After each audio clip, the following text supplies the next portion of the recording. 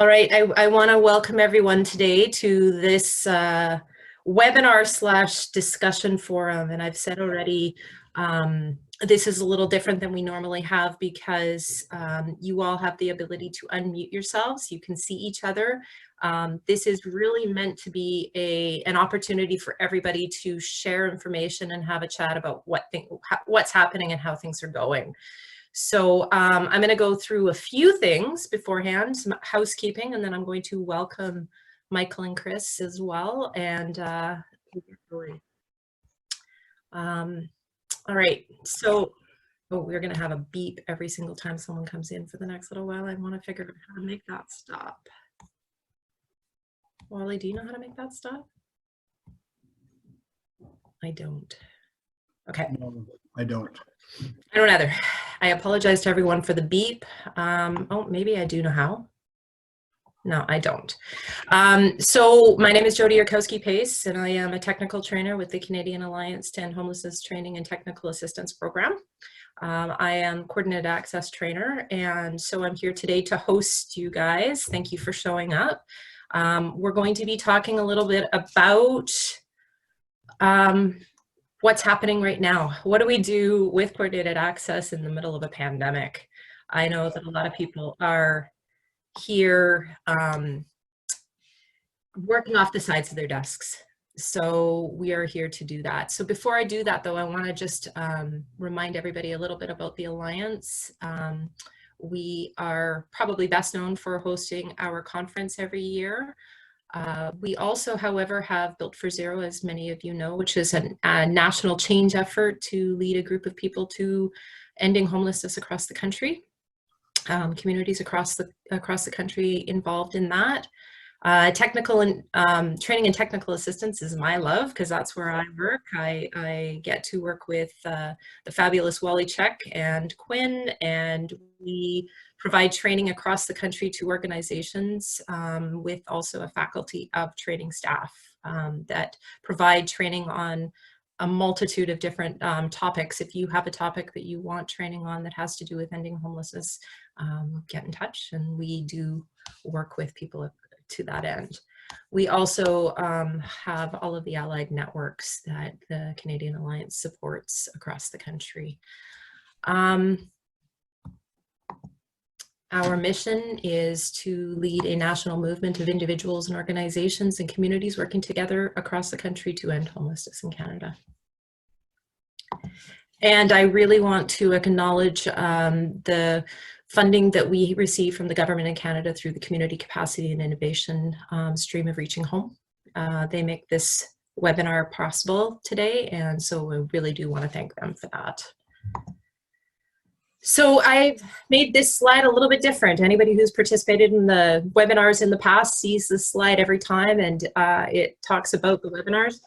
Today is really an exchange of information. This is an opportunity for everybody to talk and to contribute to this conversation. So I do have Chris Gorman and Michael McKenzie from New Brunswick who've agreed to lead off the conversation today, but as that conversation happens and starts, I'd really encourage anybody who wants to speak up to either say in the chat that they want to speak or just unmute yourself and join into the conversation. We really want to hear from everybody today. So that is pretty much where I want to go. And so basically today is exactly that. It's, yep. Sorry. Just for people who may not have a mic, they might want to just type their question in the chat as well. Absolutely. If you don't have a mic and you just want to type in, you can put that in and one of us can read the conversation for you and share your thoughts or your information or your question to everybody else. So today really is about what do we do to drive forward coordinated access given that we're in a pandemic. And it's one of those things that I think everybody who is involved in coordinated access across the country has experienced the fact that, and I'm talking to people across the country and hearing this, that a little bit of their job is on the side of their desk right now. And yet coordinated access has become more important than ever. The best and it's been said across the country in a multitude of different ways, but the best medicine right now is housing. And so how do we drive this forward? How do we continue to move coordinated access to where it needs to be, given that everybody is also engaged in direct emergency response right now? So that's why Chris and Michael and I started talking. Chris Gorman and Michael McKenzie from New Brunswick are here today. We've been having conversations about this, and they agreed to come on. And we're going to start that conversation. And I just wanted to give the two of them an opportunity to tell us a little bit about what's happening and how they're coping in New Brunswick. Welcome. Thank you. I guess I can start. So just to introduce myself and my colleague Chris, I guess. My name is Michael McKenzie, and that handsome guy with the long gray beard as Chris Gorman. We're system planners with the Human Development Council based out of St. John, New Brunswick. But we are the community entity for St. John, Fredericton, and Moncton. And so my role and Chris's role is really to support the implementation of coordinated access and HIFIS 4 in those communities. But as Jody kind of indicated, those roles have looked a little bit different over the past few weeks. It's interesting. So really, a lot of the work that we do is around developing policy, ensuring quality real-time data, facilitating matching and moves, all those types of coordinated access things. And a lot of that work has, in some cases, really ground to a halt, or at least significantly slowed in the face of COVID-19. The interesting thing is that there's still a huge demand we've discovered for those types of coordinating activities and for those roles, but much more specifically around responding to this health crisis. And I think that Chris and I were both a little bit naive when we started working from home. We kind of thought we were going to be getting caught up on some paperwork and some HIFIS agreements and things like that. And it's been, as all of you would know, nonstop COVID. But I do agree, Jody, that coordinated access really is more important than ever, I think, in a situation like this. The issue that we've seen is that, obviously there's a lot of talk about the need for self-isolation, and certainly our preferred way of achieving that isolation would be to house folks. And while there are still a few moves that are being done, they're really very few. And that's for a number of reasons. In New Brunswick, as in other provinces, the right of landlords to evict tenants for non-payment of rent has been suspended until May 31st.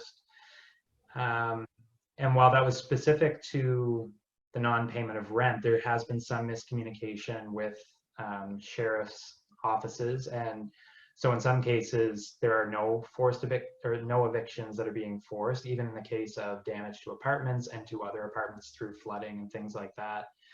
And so that's been very concerning and led to a lot of anxiety on the part of landlords who we partner with, which has in turn led to an unwillingness to house clients until this whole crisis has been resolved. So that's challenging. On top of that, we also have housing programs that are no longer able to support clients in person. And so trying to figure out how to provide those types of intensive supports in a virtual way has also been a challenge.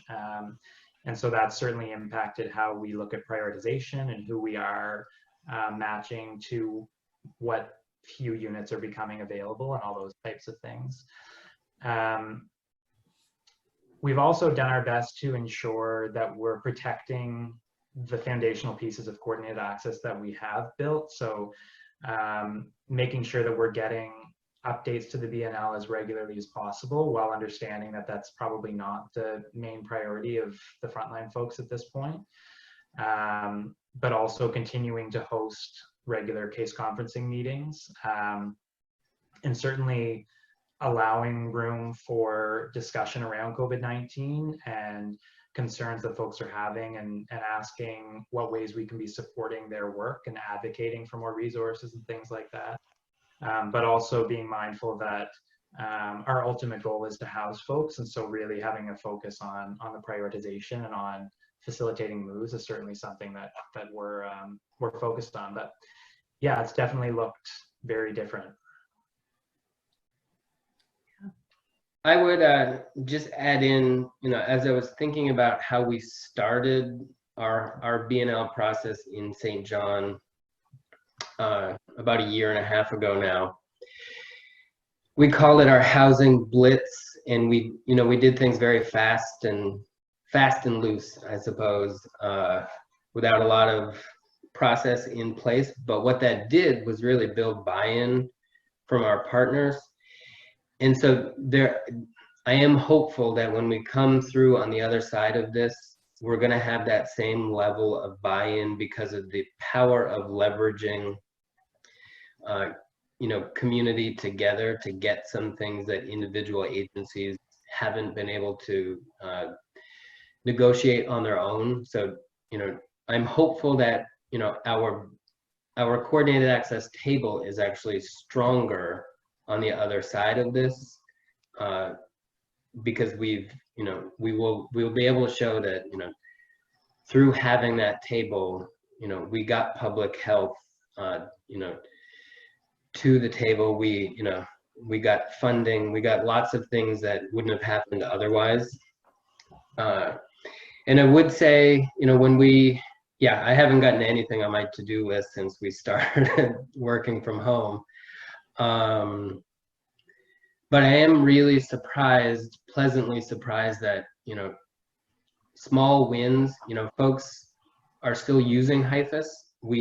And we know they are, because we've adapted HIFIS to be creative and flexible during this crisis. So added in a few new things, added in some motel rooms and things like that.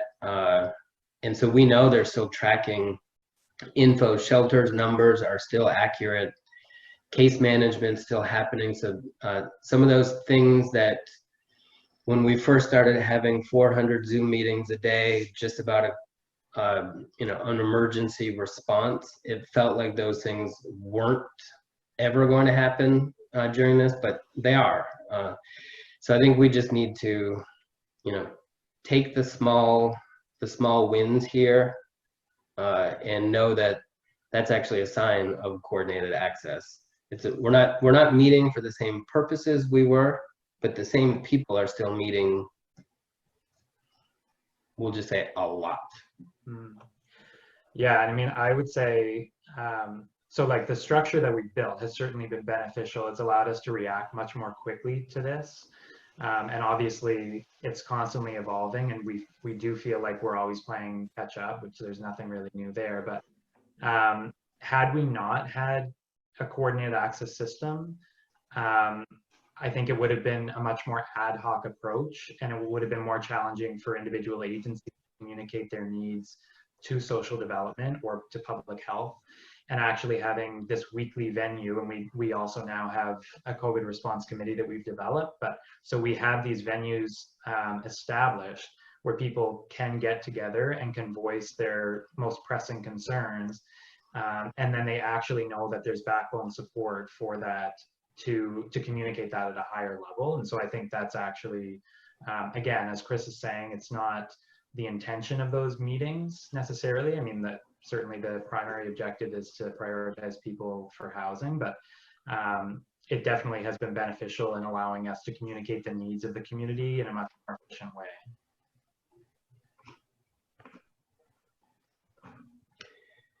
I would just also say, like, it's pretty clear we're going to have more folks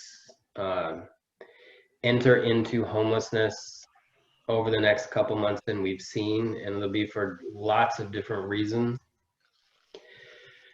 And we'll figure out how to adapt and prioritize everybody for housing. But certainly what we've also seen is a renewed sense that housing really is the only solution, and that shelters are not good enough for folks. So if we can if we can use anything in this crisis, it's that message that housing is our #1 priority, and it's really going to be hard for somebody to dispute that message moving forward.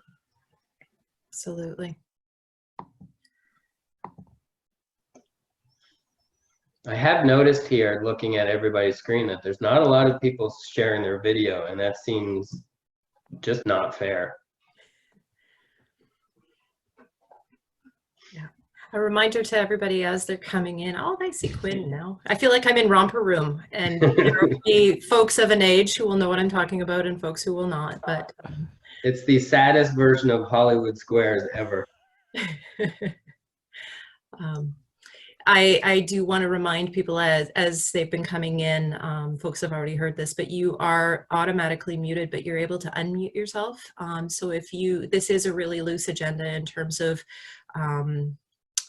the way we're doing it. This is more of an opportunity for people to share and to speak up. So if you do have a comment or a question that you want to put out to the rest of the group, just feel free to unmute yourself and speak to whatever it is that's going on.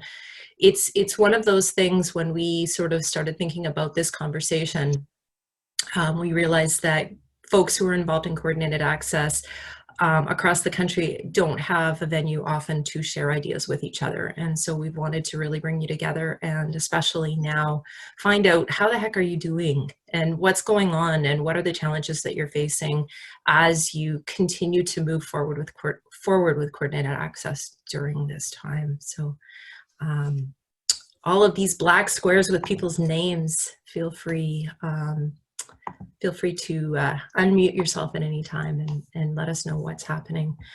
I do want to just mention, and I've put a slide at the end of this for everybody for resources, that the Canadian Alliance has put together a number of one-page resource documents for a variety of topics that have to do with COVID-19. One of them is a one-pager on coordinated access during COVID-19 that has some resources on it, some indication of ways to move forward. But this exchange of information right now is an even more effective way of doing that. So if you have information on what you're doing, it's really good to know that folks are continuing forward. And one of the things that I take away from what Michael said is you're continuing to do your case conferencing. And it feels like that would be one of the things that would slide off the side of your desk as you continue forward with everything else. But it's heartening to know that that's the thing that you've kept. And yeah.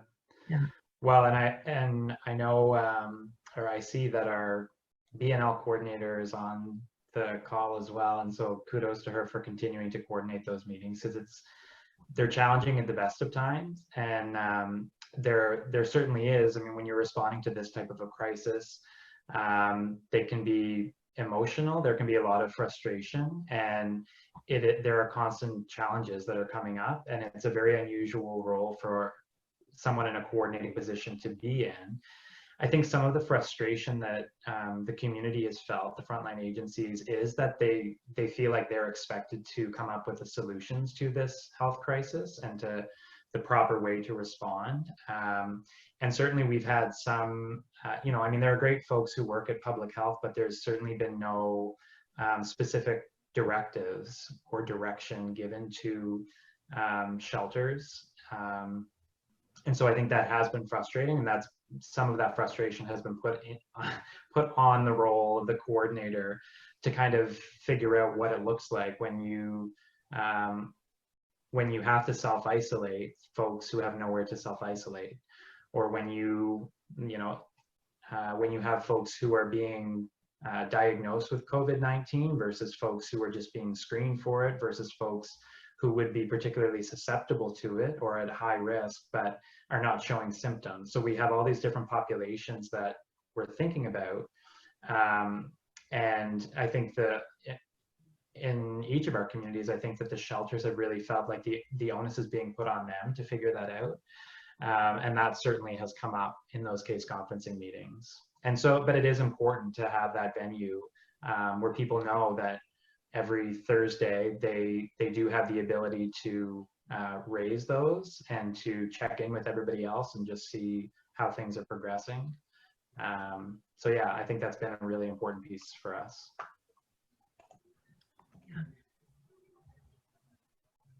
I have a message here from Lindsay who says that they're working remotely and don't have a computer or a webcam, which is one person on this call who has an excuse not to put the camera on.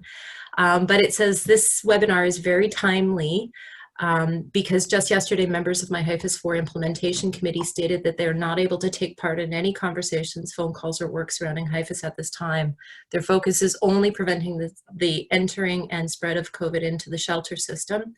The service provider agencies seem a bit better equipped to continue working on HIFIS 4 because they are working, it keeps on going up and down. I just have to make this bigger because their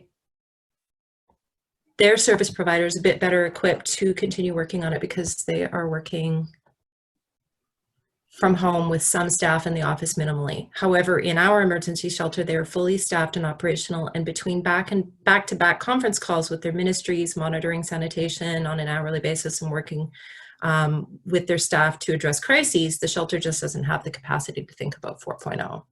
I'm curious how others are moving forward with this. In our terms of reference, we've stated that for the implementation, all member agencies must be present in order to move forward with a meeting and to make decisions. They have 4 organizations in phase 1. We don't have a coordinated access system at the moment. We've lost our implementation momentum during COVID.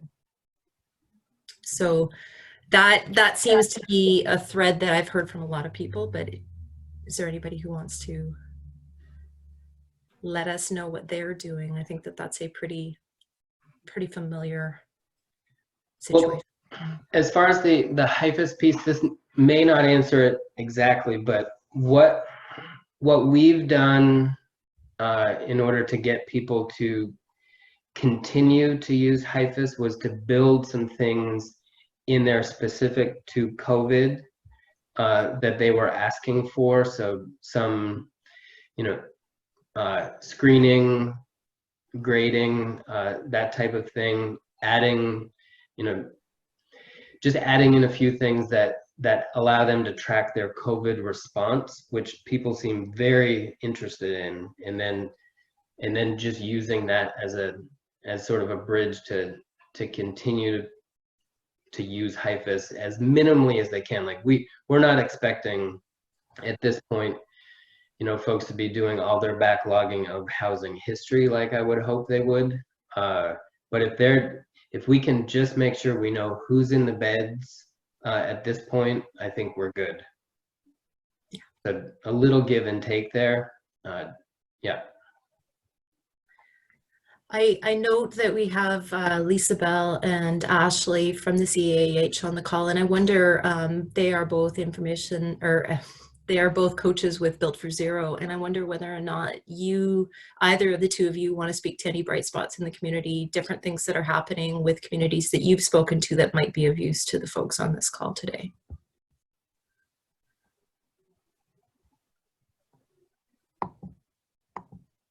Difficult times. Sorry, I was just going to see if Ashley was around to speak, because I know that she was talking about a lot of great things going on in some communities this morning, but I'm fairly new to the team, so I'm not too well versed in the details of that. But yeah, I think that Stratford was seeing a lot of success in their diversion work in shelters, and we're using kind of like a whatever it takes fund through provincial funding in Ontario to buy whatever it takes related to COVID-19. So it's very flexible funding, and we're using that funding to purchase some laptops to give to the folks who are in Housing First programs. So I think that can be a bright spot. And just to go back to HIFIS, I really appreciated what you said there, Chris, around nailing down what are the categories that you should, or what are the modules in HIFIS that staff really should be filling out. Like if it's just 1, 2, 3 type of things, and then the rest of it, forget about it for now. I think that's helpful because then it's kind of still getting them to input information into HIFIS, but you know, not to the point where they feel so overwhelmed that they don't do it at all. So yeah, I thought that was really great advice. Thank you. We've also done something that we normally wouldn't do, which would be to help folks with some of their HIFIS work. So I'll give a pretty clear example. In one of the communities, we're setting up an isolation station, so a motel, where people will be moved from shelters. Now, there's a couple different shelter operators in that town. It may not be feasible for them to book folks out on a timely enough basis that they can be booked into that motel room right away. Normally, we wouldn't go in and do the book outs for them, but in this case, if we need to, we will, just so that they can, they can be booked into the motel at the right time for tracking purposes, and then we'll just make sure that that original shelter understands that we did that for them, but really just give people a little bit of leeway that normally it would be their job. Making it workable, the bite-sized chunks that people can cope with right now, rather than the full set of things. Yeah. I think it's important to, I mean, this is a little bit, well, it's quite different actually, depending on where in HIFIS implementation you are, but a concern of ours from the beginning of this crisis has been where data input or management would be in terms of priority for folks, and we felt that it wouldn't be super high. And so a lot of our communication has been certainly understanding that, but also emphasizing that perhaps now more than ever, it's really important that we know where folks are, what their situation is, what their needs are, because we've also heard and seen a decrease in shelter use in some cases. And so we need to know, are these folks rough sleeping now? We know that there has been in some areas an increase in rough sleeping. And so how are we supporting those folks, right? And also we know that our prioritization is changing. And so we need to be, with a decrease in the availability of housing, we also need to know who is the most appropriate match when we're looking at units. And so we're considering things like vulnerability and high risk in terms of COVID. So those are really important things. It might seem like, that data piece would take a back seat in a situation like this, but I think in a lot of ways, it's actually more important than ever. Yeah, we had a conversation this morning where, for lots of reasons, there's a lot of safety protocols that shelters have had to put in place. So we've seen shelter numbers themselves actually drop at a few locations. And what we'll be able to do, knowing that people are still at least doing the book-ins and book-outs, is be able to track that and then know, should we actually be diverting some of the new Reaching Home dollars to outreach, because the folks who had been in shelters are going somewhere, and we're assuming at this point pretty reasonably that they're starting to move outside. So once we see shelter numbers change, we have to be very, very reflexive at this point and know where they're going. And Maria, yes, I think HIFIS is working on some one-pagers as far as I know as well. I don't know, Marie, if you have the ability to unmute yourself or not, if you want to speak to that point, if you know more. In the chat, so everybody has benefit of knowing what we're talking about. Marie Morrison, who is the director for Built for Zero, has said that HIFIS Nashville is working on some one-pagers and support for HIFIS during COVID-19, particularly around ideas and the instructions on how to record information for hotels and motels. And she says can't unmute and doesn't know more, so we'll leave it at that for right now. But certainly any of the conversation and the topics that we're talking about, a reminder to everybody on the call that you're always welcome to reach out to the CAEH directly by email, or give us a call if you have one of your information advisors or the staff at the Technical and Training and Technical Assistance Program. We are happy to resource out information if you have a specific question. I received a call this morning around what to do for isolation for folks who are diagnosed in a small town. They're looking for options. They don't have shelter capacity. They are at capacity and they don't have space in the community at this point for isolation. So they're looking for options.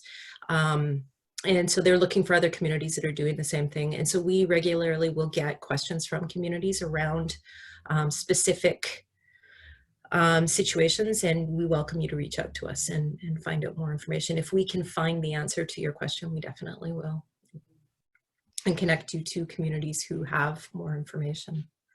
There is a question here from Stephanie Watson.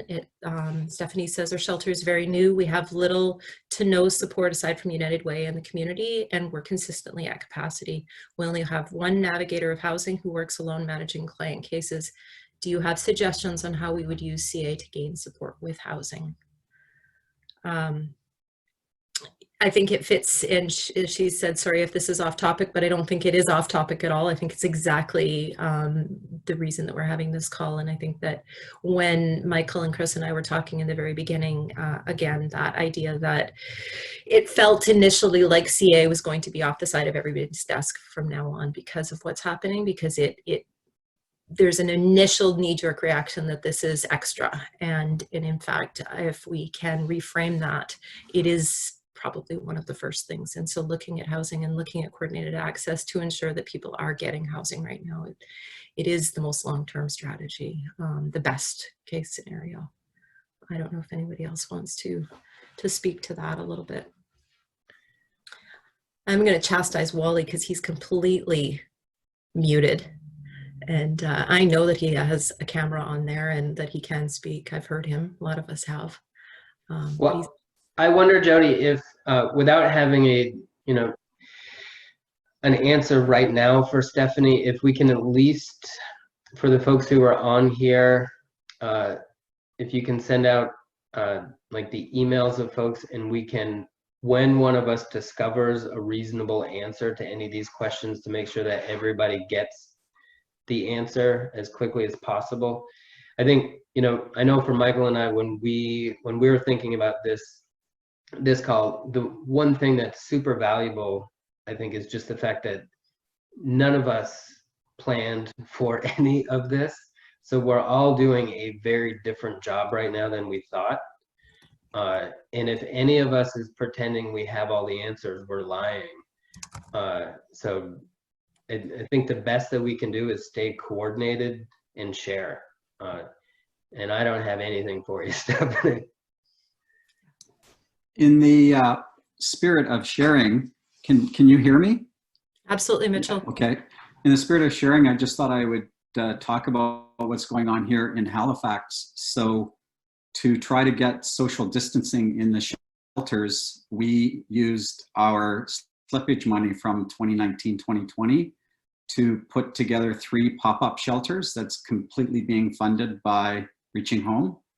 And so we're doing that. There's also been some problems with the Out of the Cold shelter. They had some problems with their facility.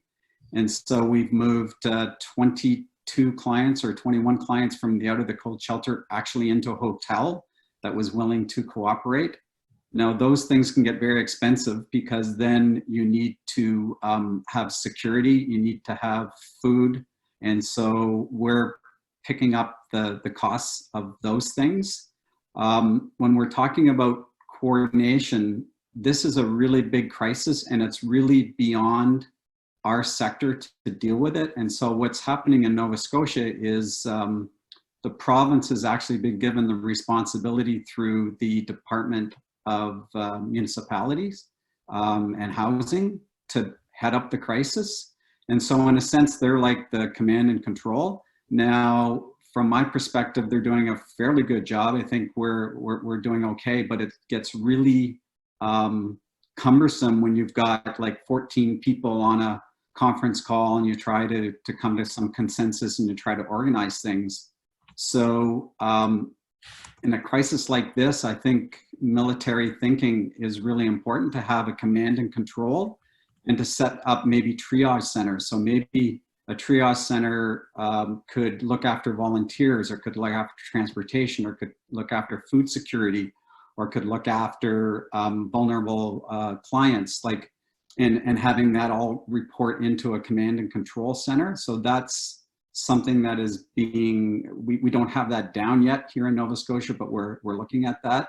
The other thing that's been arranged is that if anybody tests positive, or if they're immune compromised, that health will pay for those individuals to self-isolate in hotels, but they're not paying for them to be fed. So again, the Reaching Home dollars, we stepped in and said we will provide food for those cases, and have set up delivery around that. There's 27 currently with the capacity to go to 34. So those are some of the things that is happening here in Nova Scotia. I think we're doing an okay job. But the other thing that's happening, and I don't know if you're experiencing this, is that all of the organizations that we have funded have been underfunded for years. Like, there's just not enough. The need is deep and the funding is scarce. And so what we're finding is that our sponsors are coming to us knowing that we have COVID money and wanting to draw on that COVID money. And we don't know exactly. We're in the midst of how do we work that out to provide really the absolute necessities of what has to happen under the COVID funding, and what is just pervasive underfunding of the service providers. I mean, that's a challenging question. We don't have that worked out. As far as coordinated access goes, it's we're trying to capture as much information as possible for the people who are going into the pop-up shelters. And what we found is that there's a lot of people who we didn't see before. And it's like, there's an open question about, well, why is that? And maybe it's because they were couch surfing. We don't really know the reasons. We're going to try to find that out. But there's people who weren't on our buy any list showing up to these pop-up shelters, and it's an open question as to why. And the pop-up shelters right now are really mostly operating in almost crisis mode. So like we've heard previously on this call, collecting data isn't really their first priority at this point. Maybe once we settle into a certain rhythm, that will become more of a priority. It isn't at this point. So that's just a bit of an update from what's happening here in Halifax. Mitchell, thank you so much. That's really helpful. I know that Krista McNair has raised her hand, and maybe I can give Krista the floor right now. Hi there, you can hear me okay? I hear you. We can Perfect. hear you, Krista. Your camera is Awesome. pointed, I think, at a banana. The junk on my desk? Yeah. There's a banana peel, I think. Yeah. Cute. Is that better? I'm on an iPad, and it's very tricky right now to figure out what's going on. And it's a Thursday that feels like Friday, so I'm going to try to get my words out in a way that makes sense. First of all, I wanted to say, hey, in Halifax, I'm in Truro, Nova Scotia. So I did post a question in the poll there. I'm not sure if it was saw or not, but essentially, just to give us a quick background, I am on the board of directors for Hub House in Truro, Nova Scotia, and we are fairly new in terms of using HIFIS. We've been set up for a while, but we had limitations with having a computer to use it on, I suppose. So we do have that in place. We have worked super hard to get all of our data in for our current guests, as well as whatever we could for past guests. First, I have to say, AHANS has been fabulous. Our communication with them, I know they're super busy. I believe that they're in charge of distributing funds in Nova Scotia when it comes to the Reaching Home program.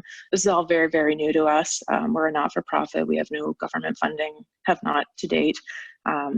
So we're just looking at kind of trying to project plan in terms of how we move to a coordinated access place in Truro, or a rural sort of area. I'm not sure if coordinated access looks like big picture all of Nova Scotia, or if it would just be looking like just Truro. And I'm also curious kind of where our starting point would be. I know it was mentioned that you folks deal with St. John, so would AHANS, who distribute funds, be who we would reach out to get that started and kind of handhold for a minute? Hi, Krista. This is Mitchell. I work at AHANS, and so we will be working together when the time is right. Oh yay! Okay, great.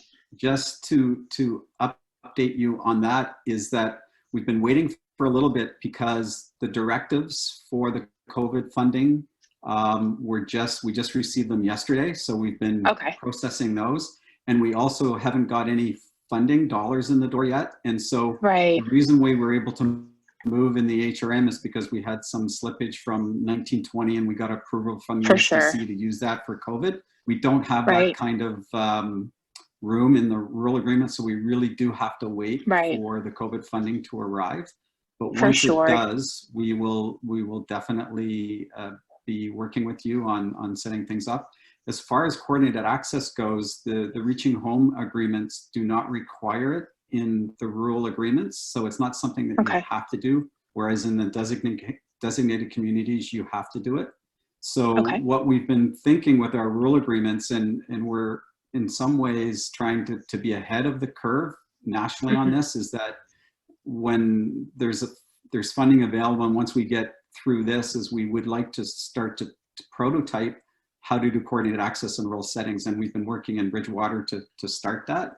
And Truro would be another spot that we would want to do that in. And the way that generally rolls out is you start with a hub model, and you kind of set up a hub model, which then starts to move into a coordinated access process. So that will all be in the works once we get a little further along in the process.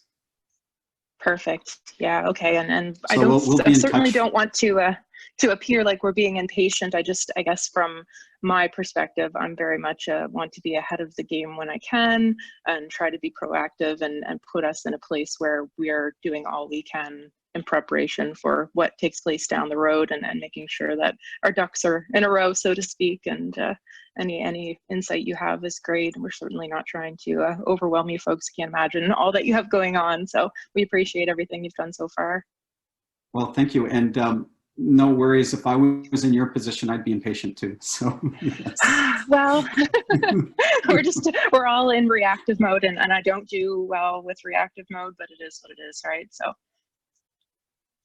Krista, thank you very much. This is Wally from the Training and Technical Assistance Program. Feel free to send me an email, and we can set up a time to chat further about different ways that we might be able to support you guys and connect about some of the things you need. So it's just wally@caeh.ca, and then I can get back to you. Okay, perfect. Thanks so much. And on that same note, Krista, as a coordinated access trainer for the CAEH, I'm actually located in Halifax. So, yeah. I'm sorry, Judy. It might have been my internet. I didn't hear that last part. I heard you were located and then it cut off. In Halifax. So. Oh, perfect. Thank you so much. One of the communities that I wanted to point out, and Marie has shared this with everyone, but a bright spot that's happening right now is in Kelowna, and they are using coordinated access fully to triage and prioritize all supports for COVID-19. So that includes motels, shelters, isolation, and a 40-spot sanctioned overnight camping area. And they are doing virtual case conferencing as we speak. Maybe not exactly as we speak, but as we speak to do this. So it really is a model that they have pulled out to respond directly to what's happening right now. And so thinking about this from that perspective as well, how can we use coordinated access exactly right now for this situation? And they're doing really well with that. And Jody, just to update I didn't say it, but last Friday, our case conferencing table met for the first time, and people weren't as brave to put their video up, so most people were doing it just with audio. And of course, it was the first time, and so it was a bit disjointed, but we're going to work out better processes as we go forward. Our governance table, some people are wanting to move ahead and get that up and going with virtual meetings, and other people a little bit hesitant. So a governance meeting hasn't happened since the crisis hit, and I can understand because some people are deeper into it perhaps than others, but that will likely get going in the next week or two. So we'll just see where it settles. But so coordinated access governance is planning not to let the things that we have to do under this crisis to hold us back from the work that was being done and still needs to be done with our base work. So that's what's happening here in Halifax. That is fantastic. It's an interesting thing, and I know that amongst my team, we've been talking about, we do our work virtually all of the time, but the rest of the folks that we work with often don't. And so while you are trying to grapple with COVID-19 and grapple with how to continue your work off the side of your desk, you're doing it in a house with potentially small children, or you're doing it in an environment where you have family members in the same spaces, and that could be a bachelor apartment, who knows. So there are a lot of different things that are happening in your lives that are on top of all of this, layered into it and making it more challenging. And so coming up with those systems and identifying ways and thinking outside of the box, having those meetings virtually and continuing forward it will come. But it may not be top of mind right away. And maybe you have to have a learning curve to figure out what that technology looks like, or to find it. And sharing that information with each other as well is a really good thing. I have no doubt if we continue to do a coordinated access sort of focus group discussion like this, more people over time will turn on their cameras. But it is one of those things, like you said, Mitchell, initially in that first call, you guys didn't have people do that. So it's a changing time, and so be gentle with yourself about that. Jody, just to jump in on that piece, I think Michael and I both noticed in a number of the many Zoom meetings over the past couple weeks, our in-person meetings, so BNL meetings in different communities and things like that, we had pretty good processes in place around confidentiality. And that all seems to make sense to people. It's ingrained now. But once we started doing this work from home Zoom stuff, we noticed people like sharing clients' names in a looser way in different meetings. And so I think just what you were saying, our work world is a little different right now, so it's okay to remind people, given that they may be in rooms that are not private, just to be aware of some of those little things that we take for granted when we're in rooms together. So the confidentiality piece should still matter. Chris, I think that's part and parcel of it going the other direction of why some people don't share their cameras, is because they may not want people to see the size of their laundry pile or whatever that's behind them, right? So there's some privacy things probably that way too. But first of all, I just wanted to share, I quick threw together a little poll that I put out there, and I think people can see the results of that.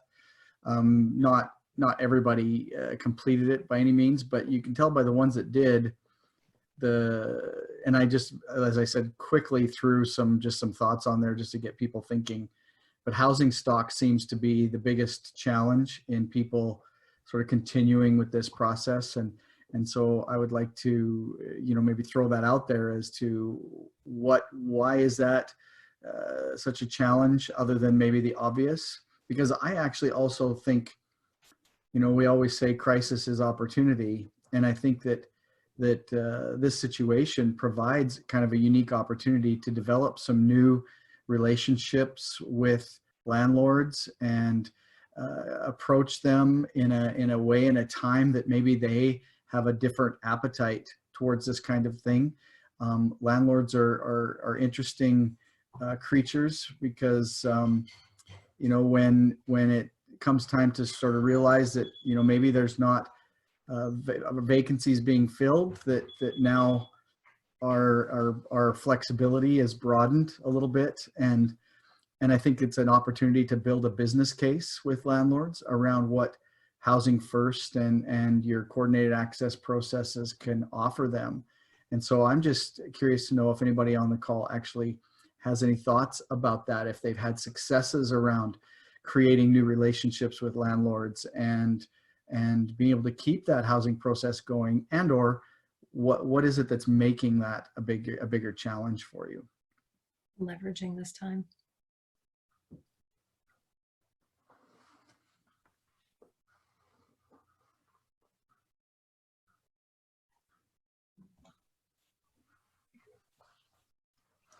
I could see folks nodding while you were talking, Wally. That's good. So I would say that, as I mentioned at the outset, I think the relationships that we have with landlords, I don't think the relationship itself has been damaged, but I think there's certainly a level of trepidation because of the suspension of the legislation that does allow them to evict folks more easily. So that's certain, and actually, I think a lot of that is just a misunderstanding of what actually is being suspended, that it is specifically around non-payment of rent, but that certainly has led to, it hasn't improved the relationship with the landlords. But I definitely do think that we see this as difficult as it is. We are trying to see it as an opportunity and recognizing that we're still playing a long game here. And specifically in St. John, but also in Fredericton and Moncton, we do have a real need for more diversity on the housing continuum. So we have a lack of housing stock for sure, but lack of supportive housing really is a more pressing issue in St. John. And so when we are thinking about things like self-isolation, we're definitely considering, you know, we have a few motel rooms, but we're less so thinking, can we rent out an entire motel, as we are trying to identify buildings that would be SRO type living situations where we could then transition into supportive housing, and so maybe leveraging CMHC funds or something like that. But that's definitely, again, while reacting as quickly as possible, because this is, you know, an imminent, well, it's in our face. We need these spaces now. So trying to balance the immediacy of that with also knowing that at the end, we still have to house these folks, right? We do expect that, given the economy and also just given the instability of the situation, that we're going to see an increase in homelessness at the other end of this. And so we want to acknowledge that and plan for that, even while we react in the immediate. Mm-hmm. Well, I know that there's been some people that have reported that, you know, there seems to be a shortage. Like when you look on Kijiji or whatever you look on for looking for new housing options, especially in the private market, there seems to be a little bit of a shortage. But I think part of what I'm thinking about is the new landlord options, right? Because I think now is not the time to sort of put that search on hold. And, you know, Quinn might be able to speak a little bit more to this, but I remember when we had the last big recession in our country, I remember reading news articles about a property management company in Edmonton called Boardwalk that actually credited Housing First with saving them through that recession, because there was plenty of Housing First people that needed tenancy and needed places to stay, and you know, they were struggling in other ways. And oftentimes when we have rent subsidies and things like that, and the support aspect to throw into it, then these landlords are willing to take a risk when maybe they were hesitant to before. And then once they get into it, especially if if our programs are doing, you know, a good job, they see that, well, this isn't actually that bad. This is not a bad deal. So I would just hate for people to sort of slow way down on their efforts to find new landlords or new housing options. Yeah, I think Wally, go to ahead. Wally, to that point, it's been raised lots of times, is that with people not traveling and the slowdown in the economy, there are so many Airbnbs in most communities, and they are likely not to be filled. And also probably looking to reduce their financial squeeze, because a lot of those places are mortgaged. You know, people mortgage those Airbnbs, and so I think we haven't explored it at all here, but I think that's going to be an opportunity to put potentially people into new places, like you've said, that maybe wasn't open to that that type of client before, but might be now. So I think that might be a new area to certainly explore.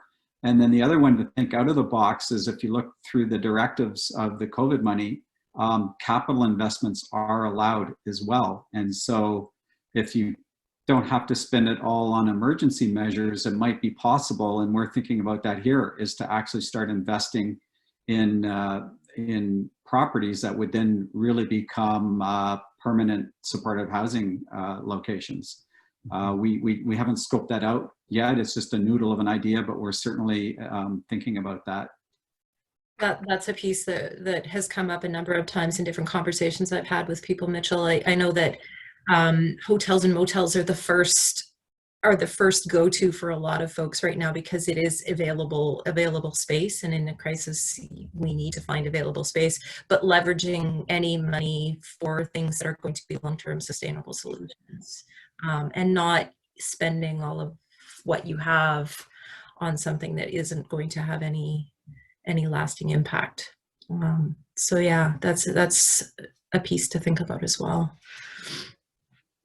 I think just to speak to the experience that we had in Edmonton during the last recession, is that previous to that, we were in the midst of, you know, the oil boom, and we couldn't find, we'd show up to people to try to show up to landlords and viewings to try to house people, and there would be, 40 people there. Looking for a single bedroom apartment.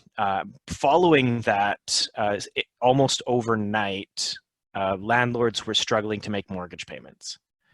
And a lot of landlords, since real estate was such a lucrative investment during better times, a lot of them were very leveraged in that area. And so what we found is that a really strong outreach to new landlords during that period, which included, for some of the larger landlords, MOUs, and what included for a lot of the smaller ones, individual relationship building. A lot of Tim Hortons was bought during that period, and just building those little relationships a piece at a time. You know, we found that a huge percentage of long-term supportive landlords for our program had less than 6 sites. And that became the nucleus for a lot of housing success during that period. So that was really, really helpful to understand. I think in the current situation, however, we have a few different pressures in play. On one hand, we are seeing stories in the news right now of landlords actively working against eviction freezes due to non-payment of rent. And I think that we'd be naive to think that that wouldn't have a negative impact on taking in new tenants that they may perceive as being higher risk than others. On the other hand, as time goes on, we need to understand that margins in real estate are not high for rental properties. And so I think we're going to see a lot of motivated landlords looking for stable rental income very quickly. And now's the time to get out in front of everybody. I mean, I get that it's one more thing to do in a situation where we're all very, very busy and scrambling. But now is a time of opportunity, I think, to get in front of people and to try to really position ourselves as those people that can provide that support. Yeah.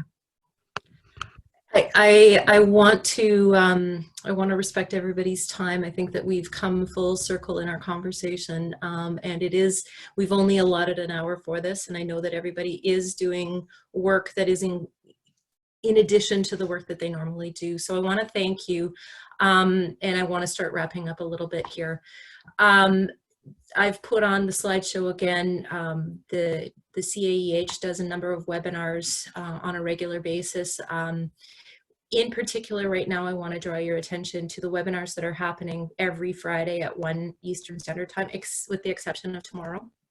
It won't be happening, but Tim Richter, our CEO, is hosting a regular 1-hour homelessness sector COVID-19 information exchange. If you are not on the mailing list for that and participating in it and want to be, please contact me after this. My email will be available and we can get you signed up for that.